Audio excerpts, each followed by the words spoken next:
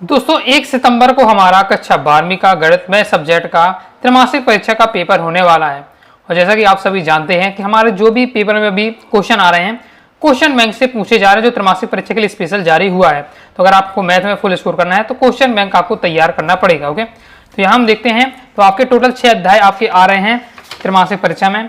तो पार्ट ये आपका 2 रहने वाला है। पार्ट 1 आ चुका है। पार्ट 1 में मैंने दोस्तों आपको अध्याय 1, अध्याय 2, अध्याय 3 के आपको कंप्लीट आपके ऑब्जेक्ट कंप्लीट करा दिए थे। इस वीडियो में दोस्तों हम आपके अध्याय 4, अध्याय 5, अध्याय 6 के वस्तुनिष्ठ देखने वाले हैं। ओके, तो मैं आपको वस्तुनिष्ठ तो आपको कवर करा ही दूंगा। अब क्वेश्चन आंसर भी देखें तो आपके बहुत सारे रहने वाले हैं और इतना अगर पॉसिबल होगा तो मैं आपको उनको उसका ही प्रयास करूंगा, जितना आपको बता ही दूंगा। ओके, बाकी आप अपने हिसाब से अपने को तैयार करते जाना है। तो दोस्तों हमारा अध्याय 4 है सारणी, इसके हमें वस्तुनिष्ठ देखना था। तो सही विकल्प आ जाते हैं। पहला दिया हुआ है, इसमें हमें x है तो x को गायब कर दिया गया, तो x का हमें यहाँ मान बताना है। तो आप सॉल्व करेंगे तो बी नंबर का राइट आंसर आएगा +-6। नेक्स्ट हमारा a, यदि a आपका 3 × 3 कोटि का वर्ग अवयव है तो आपको इसे बताना है। तो इसका दोस्तों आपका राइट आंसर होगा सी नंबर का k⁻3 और आपका सारणिक a रहने वाला है। नेक्स्ट निम्नलिखित में से कौन सा सत्य है। आपको ये कथन दिए हैं, कौन सा सत्य है कथन है ये आपसे पूछा जा रहा है। तो इसमें आपका राइट आंसर होगा सारणिक एक वर्ग अवयव से संबद्ध एक संख्या है। क्लियर है। नेक्स्ट देख लेते हैं। नेक्स्ट, यदि त्रिभुज का क्षेत्रफल हमें 35 वर्ग इकाई दिया हुआ है, शीर्ष उसके ये रहने वाले हैं, तो हमें क्या है k का मान निकालना है। तो k का मान रहेगा हमारा आपका 12 रहेगा -2। ओके, नेक्स्ट देख लेते हैं।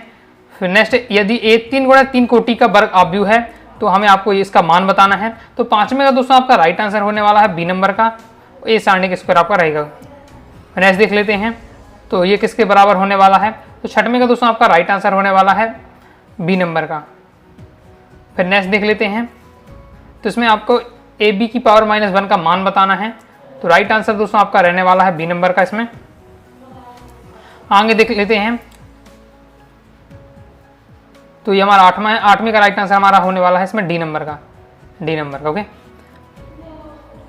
आगे 9वां देख लेते हैं तो 9वें का दोस्तों हमारा राइट आंसर होने वाला सी नंबर का इसमें। ओके, फिर ऐसे सारणी का आपको मान निकालना, सॉल्व करेंगे तो आपका कितना आएगा। तो इसमें दोस्तों आपका राइट आंसर आएगा 2।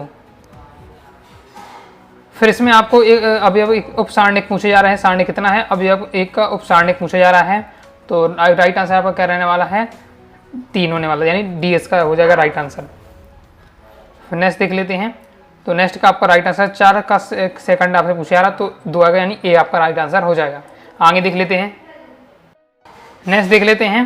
नेक्स्ट, एक वर्ग अवयव एक व्युत्क्रमी कहलाता है, तो आपका बी नंबर का राइट आंसर हो जाएगा।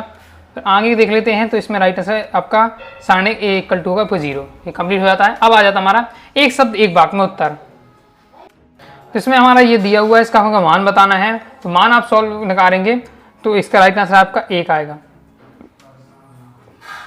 नेक्स्ट देख लेते हैं, ऐसे किस मान के लिए अवयव एक अव्युत्क्रमणीय अवयव होगा। तो इसका राइट आंसर x का जो मान आपको बताना तो x बराबर है आपका 2 रहेगा। नेक्स्ट देख लेते हैं, यदि a कोई 3 × 3 कोटि का वर्ग अवयव है तो सारणी के उप सारणों की जो संख्या आएगी वो आपकी कितनी आएगी 3 × 3 आपका 9 आपका यहाँ रहने वाला है। आगे देख लेते हैं, संरेख है आपकी, ये 3 बिंदु में दी हुए हैं, ये संरेख हैं। संरेखा नहीं होता एक ही लाइन में हो बिंदुओं के, वो संरेख लाएंगे। इसमें हमें k का मान आपको बताना है। तो k का मान दोस्तों हमारा आएगा 2। फिर इसका आपको मान बताना है। तो इसका आपका दोस्तों मान का रहने वाला है तो हो जाएगा आपका 1। ओके, आगे देख लेते हैं। आगे दोस्तों इसमें आपको x का मान बताना है। तो x का आपका क्या मान रहने वाला है। तो x का जो मान आएगा आपका x का वैल्यू रहेगा +-2√2। आगे देख लेते हैं।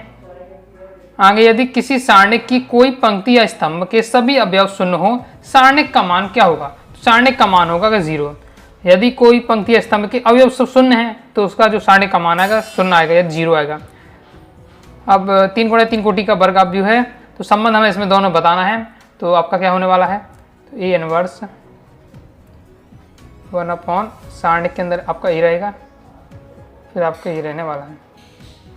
तो ये आपका हो जाता संबंध। इसके बाद नेक्स्ट देख लेते हैं, इसका आपको यहाँ मान बताना है। तो राइट आंसर आपका क्या होने वाला है, सॉल्व करेंगे 270 आएगा। तो इस वाले का आपका राइट आंसर होगा 270। इसमें हम सॉल्व करेंगे तो x आएगा 400 आपका। तो 10वीं का राइट आंसर है आपका 400। 11वीं का दोस्तों आपका राइट आंसर होगा AQ। इसका दोस्तों आपको मान पूछा जा रहा है, तो मान आपका होने वाला है 0। ये नेक्स्ट हमसे पूछा जा रहा है क्या ये आपका व्युत्क्रमणीय अवयव है, तो आपका इसको थोड़ा क्लियर कर लीजिएगा, नहीं होना चाहिए क्योंकि शायद इसका शून्य आएगा। ओके, और जो शून्य होने पर आपका व्युत्क्रमणीय जो मान होगा शून्य आ रहा है, और जहाँ शून्य आता है वो व्युत्क्रमणीय अवयव नहीं होता। ओके, इसे एक बार थोड़ा अपना क्लियर कर लीजिएगा। रेगिस्तान की पूर्ति देख लेते हैं। इसमें हमें क्या है, अवयव 6 के उपसारणिक आपको बताने हैं, तो इसका अब देख लेते हैं। तो उपसारणिक आपके क्या हो जाएंगे, इसका अवका सारणिक होगा 1 7, आपका इसका रहने वाला है 1 7 2 8 ये। ओके, नेक्स्ट देख लेते हैं। बिंदु आपका ये दिया हुआ है, तीनों तो है, तो ये हमारे क्या आपस में संरेख है, तो ये जगह संरेख। यदि एक कोई वर्ग अवयव है तो हमें इसका बताना है, तो ये आपका क्या हो जाएगा, व्युत्क्रमणीय अवयव होगा, तो यहाँ हो जाएगा आपका व्युत्क्रमणीय अवयव। एक वर्ग अवयव एक अव्युत्क्रमणीय अवयव कहलाता है यदि हुआ, यदि आपका यहाँ हो जाएगा आपका ए सारणिक इक्वल टू 0। नेक्स्ट ये आपका यदि किसी त्रिभुज के शीर्षक आपको ये है, तो त्रिभुज का क्षेत्रफल सारणिक के रूप में आपको बताना है। तो क्या सिंपल फॉर्मूला होता है आपको, तो इसका फॉर्मूला हो जाएगा 1/2, सारणिक रहेगा x1 फिर x2 यहाँ फिर x3 y1 y2 y3 फिर आपका 1 1 1 ये आपका रहता है। ओके, ये सारणिक हो जाएगा, कोष्टक बना दिया, ये आपका सारणिक रहेगा। ओके, यहाँ भी दोस्तों आपका सारणिक की कोष्टक बना दी, सारणिक। ओके, नेक्स्ट देख लेते हैं। यदि an कोटि का अव्युत्क्रमणीय अवयव है तो ये आपको बताना है, तो इसका जो आपका मान रहने वाला है क्या रहेगा, तो इसका मान दोस्तों आपका आने वाला है 0। ओके, छठवें का राइट आंसर होगा 0। नेक्स्ट है आपका यदि 3 कोटि का वर्ग अवयव है तो ये आपका सारणिक बराबर आपको a बराबर दिया है 3, तो इसमें दोस्तों आपका राइट आंसर होगा, तो 7वें का राइट आंसर होने वाला है 3। नेक्स्ट देख लेते हैं। दो व्युत्क्रमणीय अवयव a और b के लिए ए बी का इन्वर्स रहने वाला है, तो 8वें का दोस्तों आपका राइट आंसर क्या हो जाएगा, ए बी का इन्वर्स आंसर पूछा, तो ए बी का इन्वर्स आंसर पूछा जा रहा, तो आपका आएगा बी इन्वर्स और ए इन्वर्स। नेक्स्ट देख लेते हैं। नेक्स्ट हमारा 9वां है, सारणिक इतने है तो इसका मान बताना है, तो इसका जो आपका मान आने वाला है वो आएगा -1। सॉल्व करेंगे -1 आपका आएगा यहाँ। नेक्स्ट देख लेते हैं। नेक्स्ट हमारा 10वां है, यदि एक कोटि 2 का व्युत्क्रमणीय अवयव है तो ये इसका आपका है वैल्यू की बताना है, तो उसके क्या आएगा आंसर, तो आएगा 1/dt a, ये आंसर आएगा। नेक्स्ट हमारा इस सारणिक का आपको x का मान बताना है, तो x का जो आप मान निकालेंगे तो आपका 0 आएगा, x की वैल्यू आपकी यहाँ आने वाली है 0। ओके, तो ये हमारा हो जाता है कंप्लीट। आगे देख लेते हैं। हम नेक्स्ट देख लेते हैं, इसमें हमें क्या है, सारणिक का मान बताना है। जैसे मैंने सब सॉल्व किया था तो पहली पंक्ति के अनुदेश का विस्तार करना पड़ेगा, तो हमें जो ज्ञात होगा तो हमारा आएगा -3। आप सॉल्व करके देखिएगा। ओके, -3 आपका यहाँ आने वाला है। नेक्स्ट में आप जब सॉल्व करेंगे तो इसका आपका रहने वाला है 0। ओके, इसी पहली पंक्ति के अनुदेश से इसको सॉल्व किया था सारणिक को, तो यहाँ 0 आएगा। ठीक है, तो हमारा हो जाता है आपके रेगिस्तान। अब आ जाते हैं सतसत, चलिए इन्हें देख लेते हैं। तो पहला हमारा ये आपको दिया हुआ है, इसमें आपको मान बता का शून्य होगा, तो आपका ये क्या हो जाएगा, सत्य हो जाएगा। ओके, नेक्स्ट हमारा केवल वर्ग अवयव सारणिक होता है, तो ये हमारा क्या हो जाएगा, असत्य हो जाएगा। दूसरा असत्य है। तीसरा हमारा है, तो तीसरा दोस्तों हमारा क्या सत्य होगा। चौथा दोस्तों हमारा असत्य रहने वाला है, ये हमारा व्युत्क्रमणीय अवयव है, तो 5वां दोस्तों हमारा क्या हो जाएगा, असत्य है। 5वां असत्य रहने वाला है। इसका मान आप निकालेंगे तो -2 आएगा, तो इसलिए आपका ये सत्य होगा। फिर नेक्स्ट देख लेते हैं। तो नेक्स्ट हमारा क्या हो जाएगा, ये असत्य है आपका। फिर किसी सारणिक का मान उसकी पंक्तियों और स्तंभों के परस्पर बदल देने पर अपरिवर्तित रहता है, ये आपका सत्य हो जाएगा। ये सत्य हो जाते हैं। जोड़ियाँ दी हुई जोड़ियाँ देख लेते हैं। ओके, क्रम से मैं आपको बताते जाऊँगा। तो पहले का दोस्तों आपका है ई नंबर का, इस टाइप का। ओके, दूसरा हम देखें तो दूसरे का दोस्तों आपका राइट आंसर होगा जी नंबर का। तीसरा देखें तो तीसरे का राइट आंसर आपका बी नंबर का। चौथा, तो चौथे का दोस्तों आपका राइट आंसर होगा एफ नंबर का। पांचवा देखें तो व्युत्क्रमणीय अभी पूछा जा रहा है, तो 5वें का दोस्तों आपका राइट आंसर होगा डी नंबर का।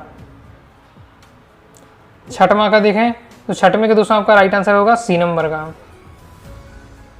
तो एक आपका छठवां। ओके, इसके बाद देखें हम सातवां, तो सातवें दोस्तों आपका राइट आंसर हो जाएगा 0 यानी जेड नंबर, तो ये आपका होगा ये, तो आपका कौन सा, ये सातवां है। आठवां, तो आठवें का देखें तो आठवें का दोस्तों आपका राइट आंसर एच है, हो जाएगा आपका 8वां। फिर 9वां, तो 9वें का दोस्तों आपका राइट आंसर रहने वाला है जी वाला। ये आपका हो जाएगा x इक्वल टू ये आपका हो जाएगा। ओके, तो ये हो जाएगा आपका 9वां। नेक्स्ट आ जाता तो ये हमारा इसका राइट आंसर क्या हो जाएगा, इसका राइट होगा x इक्वल टू आएगा 4, तो ये हो जाएगा आपका 10वां। इस प्रकार से दोस्तों हमारे क्या है कंप्लीट हो जाते हैं। अब नेक्स्ट चैप्टर के हम ऑब्जेक्ट देख लेते हैं। अध्याय 5 हमारा सातत्य तथा अवनिकलिता। इसमें सबसे पहले आ जाते हैं विकल्प वाले। तो इसमें हमें क्या है 5 की पावर x है, तो x के सापेक्ष अवकलन गुणांक बताना है। तो आपका बहुत ज़्यादा आपका ये क्या है आपका इम्पोर्टेंट है और प्रीवियस ईयर में कई बार क्वेश्चन आ चुका है। तो इसमें आपका राइट आंसर ए नंबर का रहने वाला है। आगे देख लेते हैं। आगे x की पावर 6 का x की पावर 3 के सापेक्ष आपको गुणांक करना है, तो हो जाएगा 2x की पावर 3, तो 2x की पावर 3 हो जाएगा। फिर आपको उसका मान बताना है, तो राइट आंसर हो जाएगा -1। नेक्स्ट देख लेते हैं। तो नेक्स्ट का आपका राइट आंसर हो जाएगा -m²y, बी नंबर का राइट आंसर होने वाला है। फिर नेक्स्ट का आपका राइट आंसर हो 1/2। इसके बाद आधार के साथ भी पूर्ति कीजिए। आपको x के सापेक्ष अवकलज बनाना है, तो राइट आंसर क्या होने वाला है आपका 2x sec square x square plus 5, ये आपका आंसर होगा। नेक्स्ट देख लेते हैं। dy/dx का आपको मान बताना है, तो इसका आपका आंसर क्या होने वाला है cos x plus y minus 2x upon 2y cos x plus y, ये आपका दूसरे नंबर का राइट आंसर होगा। ओके, फिर नेक्स्ट है आपका ये, इसमें dy/dx का इसमें मान क्या रहने वाला है, इसका दोस्तों आपका मान रहने वाला है -y अपॉन x, कोष्टक में रहेगा पावर रहेगा 1/3, minus y upon x power रहेगा आपके 1/3। तो नेक्स्ट देख लेते हैं। तो चौथे का दोस्तों आपका राइट आंसर क्या रहने वाला है, तो इसका आंसर कहाँ लिखा जाए, इस साइड लिखा जाता है। तो -5x square sec 5/x tan 5/x, ये आपका आंसर रहने वाला है। तो नेक्स्ट देख लेते हैं। तो 5वें का दोस्तों आपका राइट आंसर होने वाला है 1/√2, ये 5वें का राइट आंसर है 1/√2। छठवां देख लेते हैं। तो dy/dx का मान इसमें आपका आने वाला है 1। नेक्स्ट देख लेते हैं। तो उसका राइट आंसर होगा आपका e की पावर x। 8वां देख लेते हैं। तो 8वें का दोस्तों आपका राइट आंसर होगा e की power x cos x minus sin x। 9वां, तो 9वें का दोस्तों आपका राइट आंसर होने वाला है n x की पावर n-1 cos x की पावर n। फिर 10वां आ जाता है। तो 10वें का राइट आंसर हो जाएगा 3x स्क्वायर cos x की पावर 3, ये आपका आंसर हो जाता है। तो ये आप हो जाता है रेगिस्तान की पूर्ति के। फिर आ जाता है सतत। चलिए सतत देख लेते हैं। तो पहला है दोस्तों हमारा प्रत्येक बहुपद फलन सतत होता है, तो ये दोस्तों हमारा क्या हो जाएगा सत्य हो जाएगा। फिर आपका फलन इतना है x इक्वल टू 0 पर सतत व अवकलनीय है, तो ये आपका असत्य हो जाएगा। तीसरा है आपका प्रत्येक अवकलनीय फलन सतत होता है, ये आपका सत्य हो जाएगा। चौथा हमारा क्या होने वाला है असत्य है चौथा। 5वां भी आपका असत्य है। छठवां, तो छठवां दोस्तों आपका क्या होने वाला असत्य है। 7वां दोस्तों आपका सत्य हो जाएगा। 8वां दोस्तों असत्य है आपका। तो cos 2x के अवकलज गुणांक 2 sin 2x है। 9वां दोस्तों आपका क्या होने वाला असत्य हो जाएगा। 10वां आपका सत्य रहने वाला है। 11वां है, तो 11वें राइट आंसर हो जाएगा आपका सत्य। 12वां दोस्तों है आपका किसी अचर राशि का अवकलज गुणांक सदैव एक अचर होता है, तो ये आपका असत्य हो जाएगा। तो ये इस प्रकार से कंप्लीट हो जाते हैं सत्य असत्य। आगे देख लेते हैं। सही जोड़ी देख लेते हैं। तो सही जोड़ी हो जाएगा, मैं पहले का राइट आंसर होगा आपका बी नंबर का, पहले का हो जाएगा बी। दूसरे का दोस्तों आपका राइट आंसर हो जाएगा आपका ई नंबर का। तीसरे का दोस्तों आपका राइट आंसर हो जाएगा ए नंबर का, ये हो जाएगा तीसरा। चौथे का राइट आंसर हो जाएगा आपका सी नंबर का, सी हो जाएगा। पाँचवें का राइट आंसर हो जाने वाला है आपका डी, 5वां का डी। छठवें का हो जाएगा आपका जी, जो हो जाएगा छठवां। फिर तो 7वें का होने वाला है आपका एफ, जो हो जाएगा आपका एफ 7वां। ओके, अब देख लेते हैं एक शब्द एक वाक्य में उत्तर। इसमें भी आपको dy/dx के मान आपको बताना, अगर y equal to sine inverse 2x upon 1 plus x square है, तो आंसर दोस्तों आपका रहने वाला है 2/1 प्लस एक्स स्क्वायर। फिर log x का अवकलज लिखिए, तो 1/x होता है log x का। फिर नेक्स्ट है तो इसका आंसर आपका 2 आने वाला है। चौथे का दूसरा आपका राइट आंसर होगा 4a। साइन एक्स का अवकलज गुणांक क्या होगा? तो साइन एक्स का जो अवकलज गुणांक होता है वो आपका कॉस एक्स होता है। फिर लॉग ई एक्स का आपको अवकलज गुणांक बताना है तो आपका आएगा 1/x। टेन इनवर्स एक्स का अवकलज गुणांक बताना है तो टेन इनवर्स एक्स का अवकलज गुणांक आएगा 1/1 + x²। 1/1 + x² लिखा होगा। साइन इनवर्स एक्स का आपको बताना है तो इसका राइट आंसर आपका क्या रहने वाला है? तो 8वें का दूसरा आपका राइट आंसर क्या रहने वाला है? यहाँ लिख दिख रहा हूँ आंसर 1/√1 + x²। 9वां देख लेते हैं तो x⁴n का अवकलज गुणांक आपको बताना है तो आएगा आपका राइट आंसर हो जाएगा n x⁴n-1। ओके, नेक्स्ट देख लेते हैं। नेक्स्ट आपको बताना है कि सत्ता की जांच करनी है तो ये आपका क्या होगा? सतत है। सतत है आपका ये। ओके, इसके बाद नेक्स्ट भी है, इसमें भी आपको सत्ता की है कि नहीं जांच करनी है तो ये भी आपका सतत है। सतत है। ओके, नेक्स्ट देख लेते हैं। तो इसमें आपका है cos sin x को x के सापेक्ष कैलकुलेट करना है तो आंसर आएगा -sin x cos x। Next देख लेते हैं, इसको ज्ञात करना है और dy/dx का ज्ञात यहाँ करना है। इसमें ax + by² = cos x हमें दिया है, इसका dy/dx निकालना तो आप निकालेंगे तो आपका क्या आने वाला है? -a/2by + sin y। ये इसका आपका आंसर होगा किसमें आपका? ओके, ये आपका होने वाला है 13वें का आंसर। फिर 14वां आ जाता है तो 14वें का देख लेते हैं। e⁴x/sin x का आपको x के सापेक्ष कैलकुलेट करना है, क्या आंसर आने वाला है? तो इसका आंसर कहाँ लिखा जाए? इसका आंसर इस साइड आपका लिख दिया जाए। यहाँ मैं आपको इसका आंसर लिख रहा हूँ तो इसका आंसर हो जाएगा e⁴x sin x - cos x sin² x। ये आपका रहने वाला है 14वें का आंसर। क्लियर है? फिर हमारा 15वां आ जाता है। 15वें का दूसरा आपका राइट आंसर होगा 2। ओके, द्वितीय कोटि के अवकलज ज्ञात करना है तो 2 आने वाला है। फिर नेक्स्ट देख लेते हैं। सतत होगा क्यों? होगे तो सतत होने वाला आपका। ओके, ये सतत है। फिर नेक्स्ट देख लेते हैं, अवकलज ज्ञात कीजिए तो अवकलज इसका आएगा 380 x⁴18। फिर आपको फलन log x का द्वितीय कोटि का अवकलज ज्ञात करना है तो ये आएगा आपका -1/x²। इस बार से हमारे कंप्लीट हो जाते हैं। इसके बाद नेक्स्ट अध्याय जाता है अध्याय 6। उसके हम ऑब्जेक्ट देख लेते हैं। तो अध्याय 6 अवकलज के अनुप्रयोग देख लेते हैं। तो ये इसमें पहला वाला बहुत ज़्यादा महत्वपूर्ण है, बोर्ड एग्जाम तक में ये क्वेश्चन आता है। इसमें आपका 12 पाई का आंसर होने वाला है। ओके, तो देख लेते हैं। ऐसा क्यों होता है? क्योंकि क्या है, πr² होता है आपका वृत्त का क्षेत्रफल। ओके, और इसका अवकलज होता है 2πr हो जाता है इस पार से। तो आपका क्या हो जाएगा? r की वैल्यू जितने रखता है उतना रख देना आपको। 6 है तो 6 दूनी 12 पाई हो जाएगा इस पार से।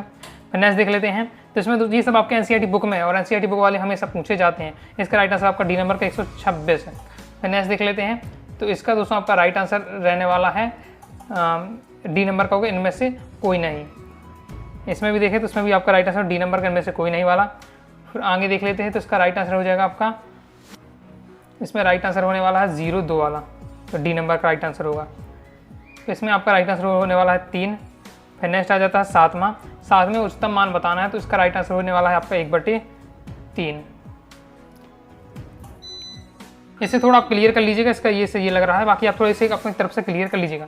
नेक्स्ट देख लेते हैं, इसका मान आपका होने वाला है 0.1 वाला, तो 0.1। ओके, आगे देख लेते हैं। नेक्स्ट हमें एक शब्द एक वाक्य में उत्तर देना है। m का क्या मान होगा ये पूछा जा रहा है हमारा। तो m का मान आपका यहाँ निकलने वाला है, m का मान होगा आपका 1। फिर उच्चतम मान बताना है तो उच्चतम मान होगा यहाँ भी आपका 1। न्यूनतम मान आपको पूछा जाए तो 1/3 होगा इसका। फिर ओके, इसके बाद नेक्स्ट देख लेते हैं। न्यूनतम दूरी पूछा जा रहा है तो +-2√2 और 4 ये होगा आपका। इसमें आपको लिख देना है x=e पर फलन का मान क्या उच्चतम है। फलन का मान निम्नतम है कि उच्चतम, तो हो जाएगा आपका उच्चतम है। ओके, तो उच्चतम, तो x=e पर फलन का जो मान है हमारा वो क्या उच्चतम है। आगे देख लेते हैं, रेगिस्तान की पूर्ति करना है तो पहले में दोस्तों हमारा राइट आंसर होगा 1, तो हो जाएगा 1 mH। ओके, नेक्स्ट देख लेते, दिए हुए पृष्ठ एवं महत्तम आयतन के बेलन की ऊंचाई आधार के व्यास की होती है बराबर होती है। तो इसका राइट आंसर आपका तीसरे वाले का क्रांतिक बिंदु। इसके बाद आ जाते 7। पहला देख लेते हैं। तो पहला दोस्तों हमारा सत्य है, दूसरा दोस्तों हमारा सत्य हो जाएगा, तीसरा भी हमारा सत्य रहने वाला है, चौथा दोस्तों हमारा सत्य है, पांचवा दोस्तों असत्य रहने वाला है। इस प्रकार से हमारे हो जाते हैं 7 असत्य हुए। इस प्रकार से दोस्तों आपके हमने 1 से लेकर आपके अध्याय 6 तक जो आपकी त्रैमासिक परीक्षा में आने थे ऑब्जेक्ट सभी के हमने कंप्लीट कर लिए, पार्ट 1 और पार्ट 2 में हुए। इस तरह तैयार कर लीजिएगा। बाकी क्वेश्चन आंसर आपको प्रश्न बैंक आपके पास होगा ही, नहीं है तो आप डाउनलोड कर लीजिए। यूट्यूब पर पहले ही मैं सबसे पहले आपको बताया था सही वैसा कि क्वेश्चन बैंक कैसे डाउनलोड करना है, तो उससे आपको क्या है क्वेश्चन की जरूर प्रैक्टिस करते जाइएगा। तो आइए दोस्तों आपको वीडियो से लाइक करिए, सब्सक्राइब जरूर कर दीजिएगा। इसके साथ ही दोस्तों टेलीग्राम चैनल व्हाट्सएप चैनल को जरूर ज्वाइन कर लीजिएगा। मिलते हैं दोस्तों नेक्स्ट वीडियो में, तब तक के लिए बाय बाय।